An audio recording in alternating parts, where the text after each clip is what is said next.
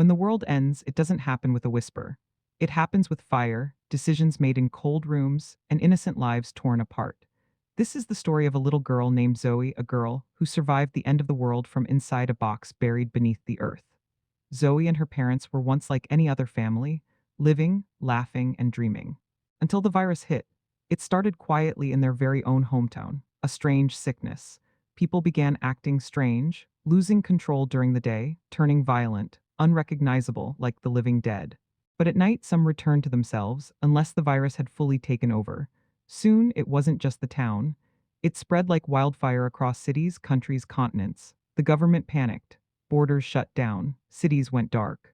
Military jets filled the skies, not to protect, but to destroy.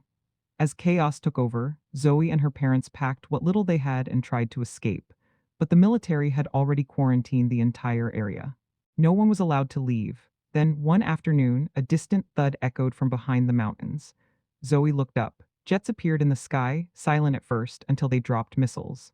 From the hilltop, Zoe's family watched in horror as their hometown was wiped from the face of the earth.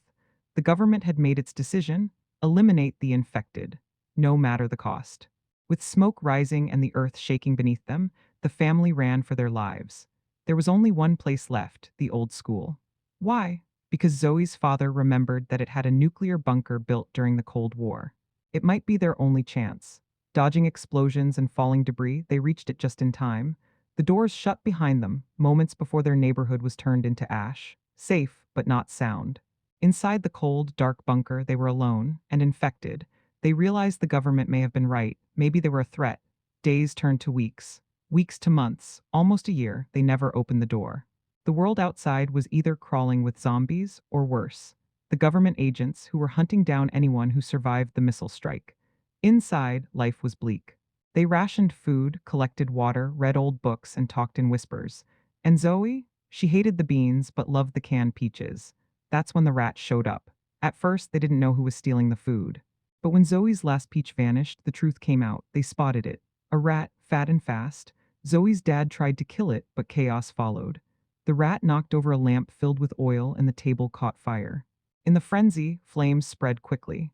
They barely managed to extinguish it with a broken water pump. But the damage was done. The smoke had escaped through the vent. And that meant one thing: someone might know they're down here. To avoid suspicion, Zoe's parents decided to go up and clean the smoke marks from the vent cover. They left Zoe behind, but she wasn't going to sit and wait. Using a homemade telescope, Zoe watched through the vent. That's when she saw something move in the shadows. Terrified, she ran outside, yelling for her parents. They rushed to her and silenced her instantly. But it was too late. Someone had heard them. They ran back into the bunker and sealed it shut. But outside, the agents had arrived. Footsteps above, movement, tension, then disaster. Zoe's doll, which had a singing pull string, got tangled. The string was yanked loose and it began to sing, loudly. Her dad grabbed it and tore it apart. But the damage was done. The sound had given them away. The agents began breaking through the bunker door. The family fought back. They blocked the entrance with shelves. Mom held the rotator. Dad jammed it with a metal rod. But the agents were relentless. The family had only one hope now, the air vent. It was narrow, barely wide enough for an adult. Mom went first, then Zoe, but Dad couldn't fit. With no other choice, he dislocated his shoulder, crawling halfway through until they grabbed him, pulled him back into the bunker. Zoe screamed, but she couldn't help him. Outside, Zoe and her mother ran, only to be trapped by a net from a helicopter. Agents moved in, took blood samples, tested them. The results? Positive, infected. And government orders were clear: kill all infected. But before they could pull the trigger, something burst from the woods. It was Dad.